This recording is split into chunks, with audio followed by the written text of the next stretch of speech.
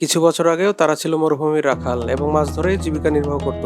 তবে এখন তারা পৃথিবীর শীর্ষ ধনী শহরগুলোর মধ্যে একটা। কিন্তু এত অল্প সময়ের মধ্যেই অবস্থা থেকে রীতিমতো আকাশচুম্বী অট্টালিকা গড়ে তোলা দুবাইয়ের এই যাত্রাকে অনেকেই ক্ষণস্থায়ী বলে থাকে। আসলে দ্রুত এমন উত্থান এবং পতনকে বলা হয় সোপ বাবল, যেটা অনেক দ্রুত আর সহজে ফেটে যায়। যদিও এসব কথার যুক্তি আছে, যেমন 2023 সালের পরিসংখ্যান মতে দুবাইয়ের অর্থনীতি এখনো বর্ধনশীল, যদিও আগের বছরগুলোর তুলনায় তা এখন রেগুলার কমে যাচ্ছে। আর এই কমে যাওয়ার ভবিষ্যতে আরও বেশি চিন্তার কারণ হতে পারে বলে অধিকাংশ বিজ্ঞানীরাই ধারণা করছেন। ঠিকই ধরেছেন, তাদের তেল ফুরিয়ে যাচ্ছে, যার কারণে হয়তো তারা খুব দ্রুতই আবার আগের অবস্থায় ফিরে যেতে পারে। অর্থাৎ যে অবস্থায় তারা কিছু বছর আগেও ছিল, যদি না তাদের হাতে নেওয়া কিছু প্রজেক্ট সাকসেস হয়। যেমন আপনি হয়তো শুনে থাকবেন দুবাইতে কোনো ট্যাক্স দিতে হয় না, যদিও এটা পুরোপুরি সত্য না। কারণ পৃথিবীর অন্যান্য দেশের মতো দুবাইতেও কোনো কিছু কেনাকাটা করলে ভ্যালু অ্যাডেড ট্যাক্স দিতে হয়। এছাড়াও কোনো সম্পদ কিনতে গেলে নির্দিষ্ট পরিমাণে ট্যাক্স দিতে হয়। যদিও লম্বা সময় ধরে ব্যবসায়ীদের আকৃষ্ট করার জন্য দুবাই কোনো ধরনের ট্যাক্স নিত না, কিন্তু 2023 সালের জুন মাস থেকে তারা ব্যবসায়ীদের উপরেও 9% ট্যাক্স আরোপ করতে শুরু করে দিয়েছে, যেটা পুরো পৃথিবীর মধ্যে সবচাইতে কম ট্যাক্স ফ্রি। ট্যাক্সের পরিমাণ অত্যন্ত কম, কারণ দুবাই কর্তৃপক্ষ চায় বাইরের দেশের বিনিয়োগকারী এবং ব্যবসায়ীরা তাদের দেশে এসে ব্যবসা শুরু করুক। শুধু পর্যটন কেন্দ্রই না, দুবাই কর্তৃপক্ষ চায় এটা একটা ব্যবসায়িক কেন্দ্র হয়ে উঠবে। তাই পৃথিবীর অন্যান্য দেশের সাথে তাদের দেশের ট্যাক্সের পার্থক্য। ট্যাক্স ফ্রি হলে কি একটা দেশ টিকে থাকতে পারে? কখনোই না। আর সেজন্যই তারা বাইরের দেশের পর্যটক এবং ট্যুরিস্টদেরকে আকর্ষণ করার জন্য তৈরি করেছে অভাবনীয় এক শপিং মল। এগুলো দেখতে আকাশচুম্বী ভবনের মতো দেখলেও এগুলো মূলত মাত্র 4 তলা বিশিষ্ট। 1 মিলিয়ন বর্গমিটারের জায়গা জুড়ে রয়েছে 1200টারও বেশি স্টোর, যেখানে আপনি আমি চাইলে যে কোনো কিছু কিনতে পারবো। স্থানীয়দের বানানো জিনিস থেকে শুরু করে নামি দামি ব্র্যান্ডের সবকিছু আছে এখানে। তাছাড়া এখানে ছাদের নিচে আছে একটা থিম পার্ক। আর এই শপিং মলে থাকা অ্যাকোরিয়াম গুলো বেশ আকর্ষণীয়। মিলিয়নেরও বেশি এই অ্যাকোরিয়াম গুলোতে 33,000-এরও বেশি সামুদ্রিক মাছ এবং প্রাণী আছে। আসলে এই দুবাই মলকে গোটা একটা শহর বলা চলে। সিম্পল একটা শপিং মলকে এভাবে শহরে পরিণত করার অন্যতম কারণই হলো পর্যটকদের আকর্ষণ করা। তবে মজার ব্যাপার হলো দুবাইয়ের স্থানীয় নাগরিকদের এত সুযোগ সুবিধা ভোগের ফলে সাম্প্রতিক বছরগুলোতে তাদের স্বাস্থ্যের ব্যাপক অবনতি দেখা গেছে। আর তাই দুবাই কর্তৃপক্ষ সাধারণ জনগণের বাড়তি ওজন কমানোর জন্য অসাধারণ একটা সিদ্ধান্ত নিয়েছে। এজন্য একজন ব্যক্তি প্রতি কেজি ওজন কমালে পাবে 2 গ্রাম স্বর্ণ সমপরিমাণ পুরস্কার, কারণ দুবাই কর্তৃপক্ষ তাদের জনগণের স্বাস্থ্য নিয়ে খুবই চিন্তিত। মজার ব্যাপার হলো ওজন কমানোর জন্য 2013 সালে তারা একটা প্রতিযোগিতার আয়োজন করেছিল। সেই প্রতিযোগিতা বলা হয় যদি পরিবারের সবারই অতিরিক্ত ওজনের সমস্যা থাকে তাহলে ওজন কমানোর পুরস্কার দ্বিগুণ দেয়া হবে। এই প্রতিযোগিতায় অংশগ্রহণের জন্য প্রায় 30,000 মানুষ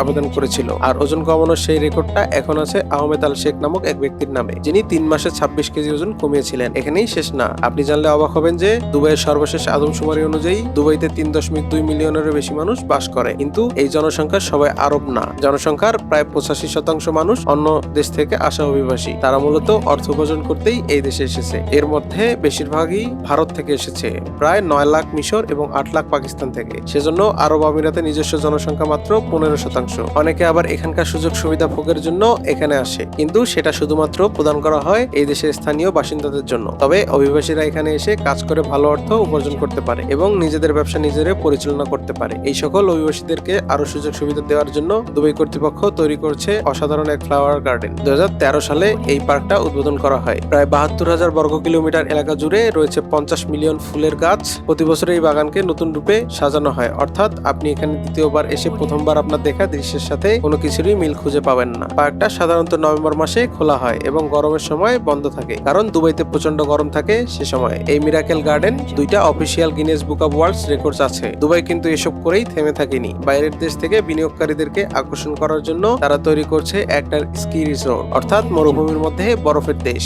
কারণ যে সকল বিনিয়োগকারীরা শীত প্রধান দেশে বাস করে তারা তো আর দুবাইয়ের মরুভূমিতে স্বাদ নিতে পারবে না। আর তাই তো তাদেরকে আকর্ষণ করার জন্য তৈরি করা হয়েছে এই স্কি রিসোর্ট। তারা এখানকার শপিং মলের মধ্যে সত্যিকার স্কি পার্ক তৈরি করেছে, যার ফলে যে কেউ সহজেই একটা তুষারময় ওয়ান্ডারল্যান্ড উপভোগ করতে পারবে। এই কমপ্লেক্সটা 25 তলা বিল্ডিং, এর উচ্চতার সমান। সেটা প্রায় 22,000 মিটার এলাকা জুড়ে। সেই সাথে আছে 1500 জন লোকের থাকার ব্যবস্থা।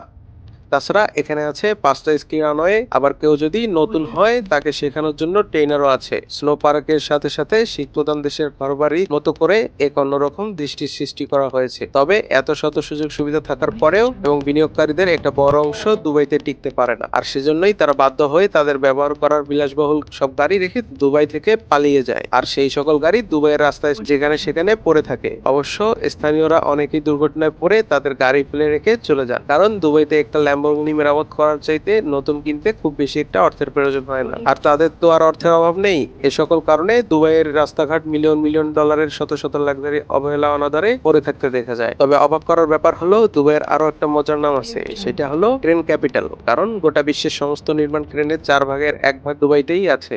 কারণ দিন দিন দুবাইয়ের নির্মাণযোগ্য প্রতিনিয়ত বেড়েই চলেছে, সেই সাথে বাড়ছে এর নির্মাণ গতি। যেমন পৃথিবীর সবচেয়ে উঁচু ভবনটা নির্মাণের সময় তারা প্রতি সপ্তাহে 2 তলা করে তৈরি করে ফেলত। বিগত 24 বছরের বেশি সময় ধরে দুবাই 24 ঘন্টায় তাদের নির্মাণ কাজ নিয়ে ব্যস্ত একটা শহর হিসেবে গড়ে উঠেছে। মূলত তাদের একমাত্র লক্ষ্য হলো পর্যটক এবং বিনিয়োগকারীদেরকে আকৃষ্ট করতে এবং বিলাসবহুল শহর তৈরি করা, যাতে করে তাদের তেলের খনি থেকে তেল ফুরিয়ে গেলেও পর্যটন এবং বিনিয়োগ খাত থেকে তাদের দেশের উন্নতির ধারাবাহিকতা তারা বজায় রাখতে পারে।